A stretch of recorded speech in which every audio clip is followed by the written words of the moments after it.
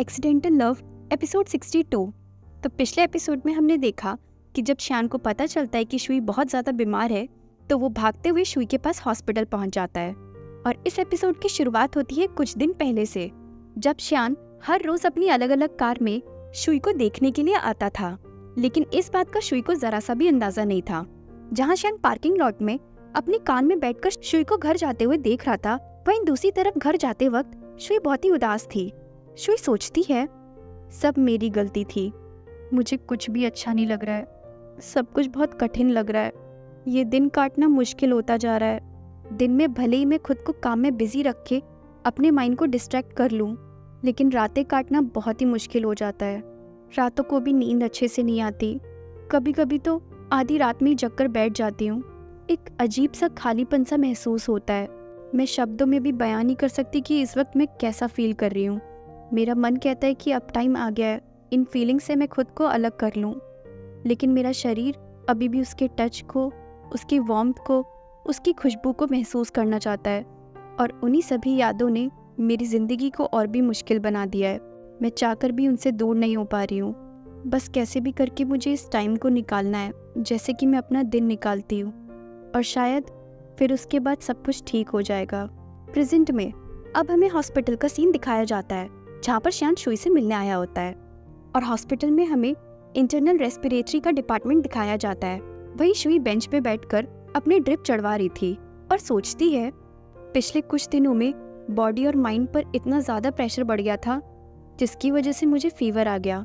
यहाँ पर IV drip के सारे रूम भर चुके हैं, इसलिए मुझे यहाँ हॉल में बैठकर इस तरह ड्रिप चढ़वानी पड़ रही है। मुझे इन्फेक्शन हो गया है।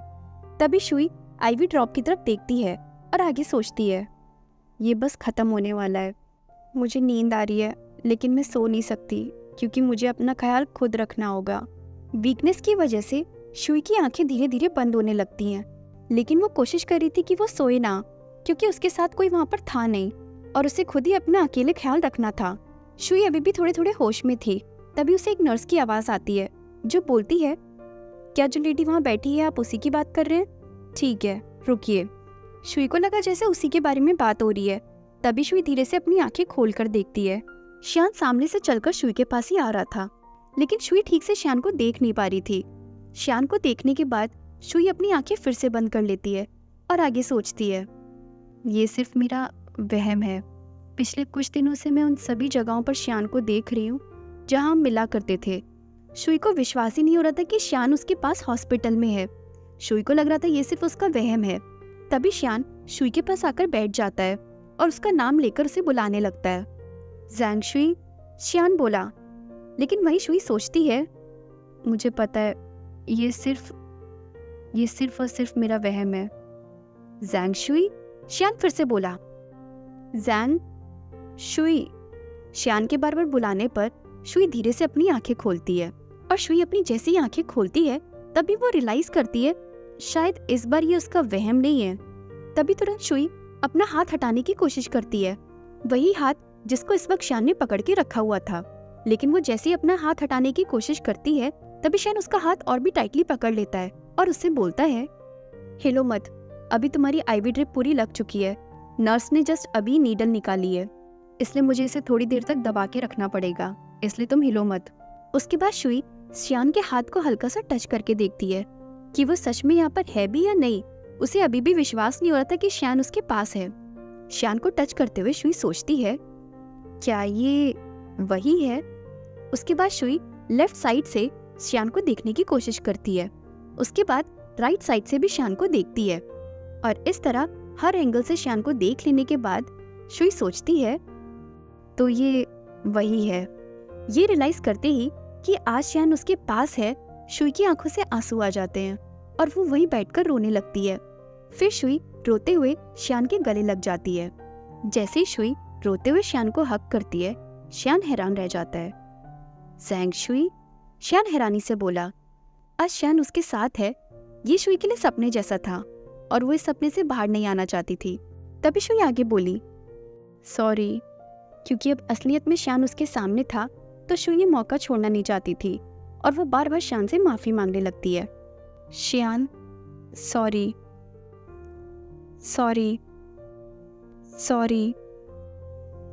सॉरी सॉरी, प्लीज़ अब कहीं भी मत जाना, ठीक है? शुई को इस तरह बार बार सॉरी बोलता हुआ देखकर श्यान हैरान रह जाता है और उसका दिल पिघल जाता है। तभी श्यान सोचता है अब कुछ भी मायने नहीं रखता, रीज़न चाहे जो भी हो, शुई को इस वक्त मेरी ज़रूरत है और मेरे लिए इतना ही काफ़ी है। श्यान बोला। श्यान आगे सोचता है, मैंने तो कब का हार मान ली थी। शुई मेरी किस्मत है और इस किस्मत से अब मैं बचकर नहीं भाग सकता। तभी श्यान बोला, चलो मैं तुम्हें दूसरे हॉस्पिटल ले चलता हूँ। शुई बोली, नहीं, मेरा हेल्थ इंश्योरेंस है। तभी शुई आगे सोचती है, एक्चुअली एक और बैग लगना बाकी था, लेकिन इन लोगों ने उस वक्त वो लगाया नहीं था। और एक और आईवी ड्रिप लगवाने के लिए शुई नर्स के पास पहुंच जाती है। वही नर्स श्यान और शुई को देखकर सोचती है, सीरियसली आखिर मैंने किसी का क्या बिगाड़ा है, इतनी रात में जो मुझे इस कपल का रोमांस देखना पड़ रहा है। तभी शुई नर्स से बोली, क्या आप थोड़ा आराम से लगा सकती हैं, मुझे दर्द से थोड़ा डर लगता है। शुई की बात सुनकर नर्स सोचती है, तब इसका दर्द कहाँ गया था जब मैंने थोड़ी देर पहले इसको सुई लगाई थी, अब इसे दर्द याद आ गया। सुई इंजेक्शन से डरे ना, इसलिए श्यान शुई की आंखों को बंद कर देता है। वही श्यान के टच से शुई सोचती है, इसका ये टच, ये वार्मथ बार बार मुझे ये याद दिला रहे हैं कि ये मेरा सपना नहीं है, श्यान सच में यहाँ पर है मेरे साथ। और इस तरह एक और ड्रिप लगवाने के बाद शुई वहीं पर बैठ जाती है और श्यान से बोलती है, श्यान थैंक यू सो मच यहाँ पर आने के लिए और मेरे साथ यहाँ पर रुकने के लिए। बस मैंने ये कभी नहीं सोचा था कि सिर्फ आज ही के दिन, मेरा मतलब है इतने दिनों में से सिर्फ आज ही के दिन हम इस तरह हॉस्पिटल में मिलेंगे। श्यान का ध्यान इस वक्त शुई की ड्रिप पर होता है और वो बोलता है, हाँ सही कहा, वरना इस वक्त तुम मेरे साथ मेरे बेड में होती।